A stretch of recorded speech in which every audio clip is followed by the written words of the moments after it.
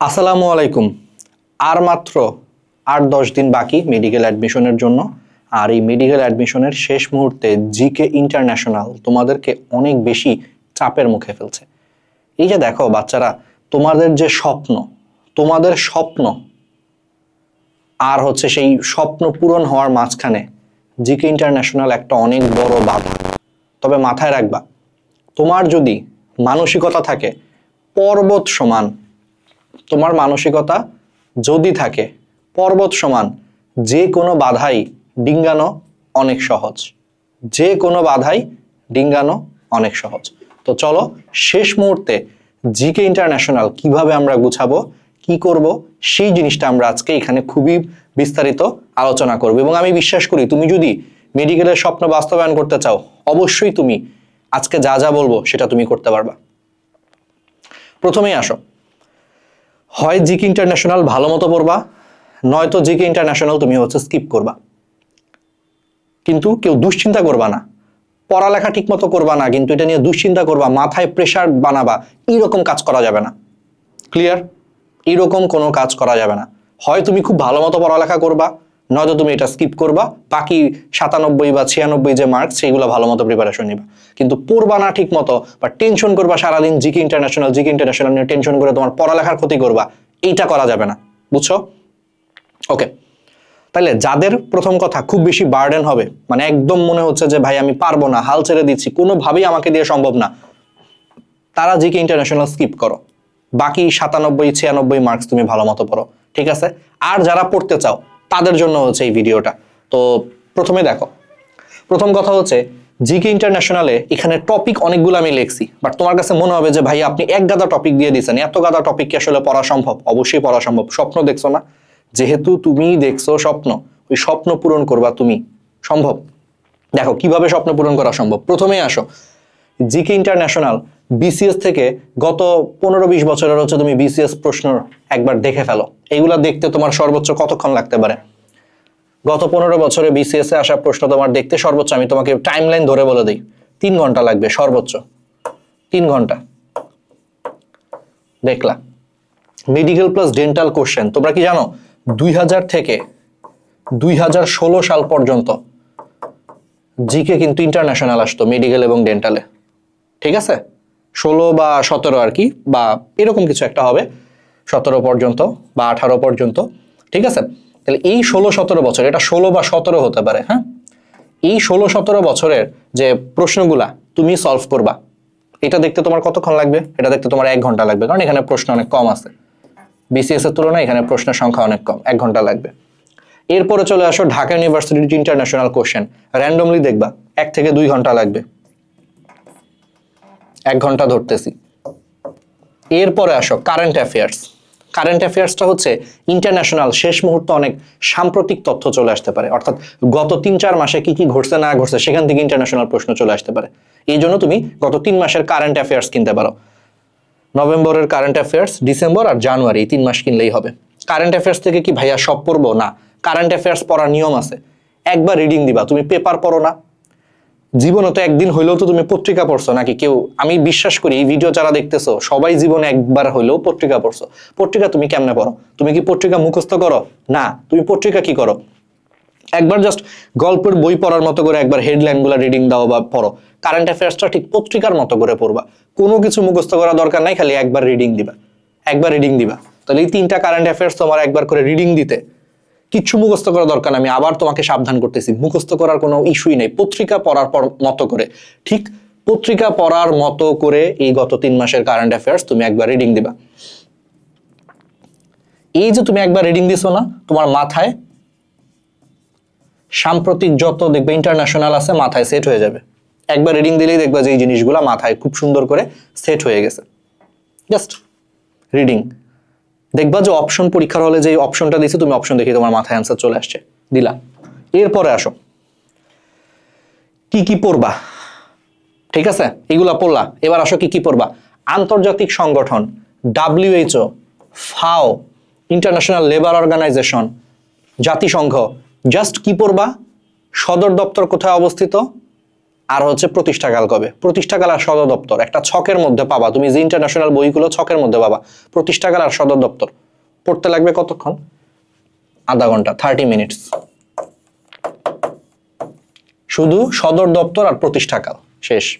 এবার চলে আসো বাংলাদেশ যেসব সংস্থার সদস্য, সেম ওইগুলার সদর দপ্তর কোথায় অবস্থিত। যেমন বাংলাদেশ জাতিসংঘের সদস্য, বাংলাদেশ হচ্ছে কমনওয়েলথের সদস্য, তাহলে এগুলার হচ্ছে সদর দপ্তর কোথায় অবস্থিত বা প্রতিষ্ঠাকাল কবে শেষ। এটা পড়তে লাগবে হচ্ছে 15 মিনিট। এবার আসো বাংলাদেশে কিছু কিছু সংস্থা আছে যেমন সিরডাপ, ঠিক আছে। তাহলে বাংলাদেশে যেসব সংস্থার সদর দপ্তর অবস্থিত, যেমন সিরডাপের মতো কিছু সংস্থা আছে যেগুলো সদর দপ্তর হচ্ছে ঢাকায় অবস্থিত বাংলাদেশে, তাহলে সেই সমস্ত সংস্থাগুলোর একটু নাম পড়বা, আর সদর দপ্তর তো বাংলাদেশে অবস্থিত, বুঝতেই পারছো। এবার আসো ফিলিস্তিন ইসরায়েল ইস্যু, কবে এই যুদ্ধ শুরু হয়েছে, ঠিক আছে, এটা ভালো মতো পড়বা, তাইলেই হয়ে যাবে, আর কিছুই লাগবে না, একটা দুইটা তথ্য। এবার আসো গুরুত্বপূর্ণ স্থান, বর্তমানে আলোচিত যে জায়গাগুলা, ফিলিস্তিন অনেক আলোচিত, ফিলিস্তিনের গাজা শহরটা অনেক আলোচিত, তাহলে সেটা কোথায় অবস্থিত। সিরিয়া একটা আলোচিত একটা দেশ, যুক্তরাষ্ট্র নির্বাচন হয়েছে সেটা একটা আলোচিত দেশ, ভারতের মণিপুরে হচ্ছে গ্যাঞ্জাম চলতেছে, তাহলে মণিপুর একটা আলোচিত অবস্থা। তারপরে ধরো হচ্ছে এই যে আরাকান আর্মির নাম শুনতেছো, তার মানে হচ্ছে মিয়ানমার একটা আলোচিত দেশ। কিছুদিন আগে দক্ষিণ কোরিয়াতে হচ্ছে তোমার প্রেসিডেন্টের অপসারণ হয়েছে, প্রেসিডেন্ট হচ্ছে মার্শাল ল জারি করছে, দক্ষিণ কোরিয়া একটা আলোচিত দেশ। চীনের আবার একটা নতুন ভাইরাস ছড়ায় পড়ছে, মানে চীন একটা আলোচিত দেশ।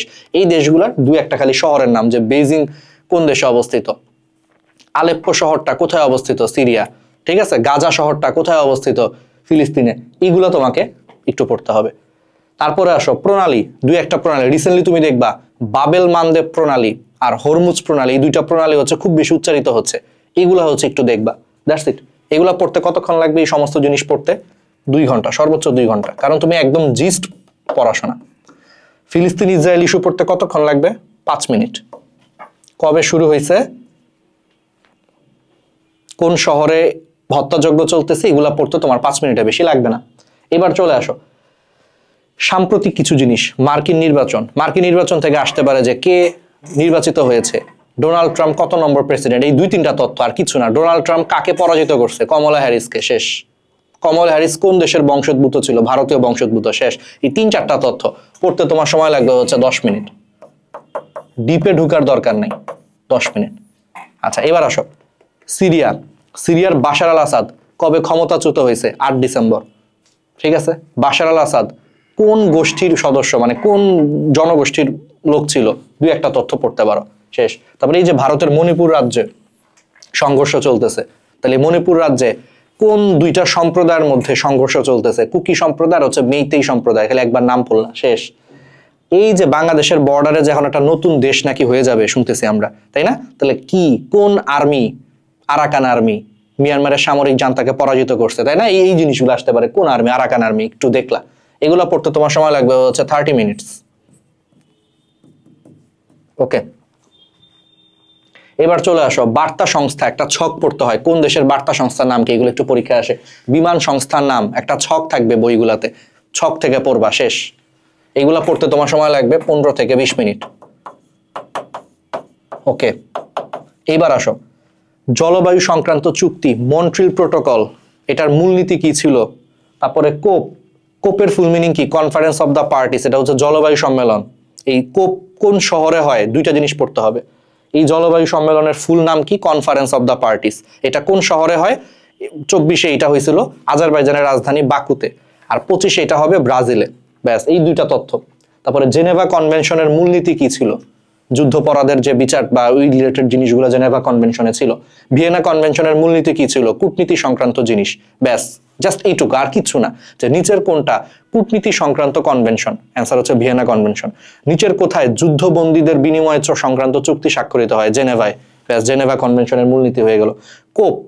কোপ 30 কোন শহরে অনুষ্ঠিত হবে? এগুলাই হচ্ছে প্রশ্ন। এগুলো পড়তে তোমার সময় লাগবে হচ্ছে 30 মিনিটস, শেষ। তাহলে কত বললাম? 30 মিনিটস, ধরো এটা 20 মিনিট, 50 মিনিট, এটা ধরো 30 মিনিট, ঠিক আছে। 80 minute, 90 minute, 105 minute, 110 minute, 140 minute, তারপরে কি 140 মিনিট মানে কি? 2 ঘন্টা, ধরো 2.5 ঘন্টাই ধরলাম, 2.5 ঘন্টা। এইগুলো একবার রিডিং দিতে মনে করো 2 ঘন্টা লাগবে, পেপার পড়ার মতো করে পড়বা 4 ঘন্টা, 5 ঘন্টা, 6 ঘন্টা, 9 ঘন্টা, 9 থেকে 10 ঘন্টা তুমি যদি একদম মনোযোগ দিয়ে পড়ো, তোমার ইন্টারন্যাশনাল নিয়ে আর কোনো টেনশনই নেই। এইবার আমারে বলো, নিজের স্বপ্ন জয়ের জন্য, নিজের স্বপ্ন জয়ের জন্য 9 ঘন্টা পড়া কি কঠিন? আরো তো 10 দিন বাকি আছে, 9টা ঘন্টা পড়া যায় না যে একদমই পড়ো নাই। আর আমি বিশ্বাস করি তোমাদের মধ্যে অনেকেই অলরেডি পড়ে ফেলছো। আর যার মনে হবে ভাই আমি পারবো না, আমি দুর্বল চিত্তের মানুষ, আমার দিয়ে ভাই হবে না, আমি পারতেছি না, হাল ছেড়ে দিছো, সে প্রেশার নিও না শেষ মুহূর্তে। সে ইন্টারন্যাশনালটা ছেড়ে দিয়ে বাকি যে 96-97 মার্ক সেইটাকে তুমি সর্বোচ্চ গুরুত্ব দাও, এমন ভাবে পড়ো, পড়তে পড়তে এমন লেভেলে পড়ো যাতে মানুষ যাতে তোমার দেখে বলতে বাধ্য হয় যে না অবশ্যই এবার মেডিকেলে চান্স পাবে। দেখো আশেপাশের মানুষজন কিন্তু বুঝে কে চান্স পাবে কে চান্স পাবে না। তুমি সারাদিন গায়ে হাওয়া লাগায় ঘুরতেছো, পড়তেছো না, কিচ্ছু করতেছো না, তোমার আশেপাশে মানুষই বুঝবে যে আরে ও তো পড়ে নাই, আরে তো পড়ালেখা করে নাই, ও পারবে না। কিন্তু তুমি এমন লেভেলের পড়াশোনা করো যে তোমার বাবা মা সহজে যাতে বলতে বাধ্য হয় না আমার ছেলেটা বা আমার মেয়েটা এবার আসলেই চান্স পাবো, চান্স পাওয়ার মতো পড়তেছে, পড়ার মতো পড়তেছে, এটা যাতে আশেপাশের মানুষ বলে। এটা যখন বলবে বুঝবা তুমি চান্স পাবা। বুঝছো? ভালো মতো পড়ো, জীবন একটাই, তোমাদের এই ইয়াং বয়সে একটা স্বপ্ন পূরণ করতে হবে, জীবন অনেক বড় হইতে হবে, সর্বোচ্চ গুরুত্ব দাও। কোনো ধরনের ডিস্ট্রাকশন, কোনো ধরনের বাইরের কোনো এনভায়রনমেন্টকে নিজের স্বপ্ন পূরণের পথে বাধা হইতে দিও না। মানুষ তার স্বপ্নের থেকেও বড়। চেষ্টা করো বাচ্চারা, অবশ্যই ভালো করবা। আর আর কোন কোন টপিকের উপর আমরা ভিডিও আনবো কমেন্টে জানাইতে একদমই ভুল করো না। আল্লাহ হাফেজ, পড়ার টেবিলে বসে যাও, দেখা হবে পরের ভিডিওতে।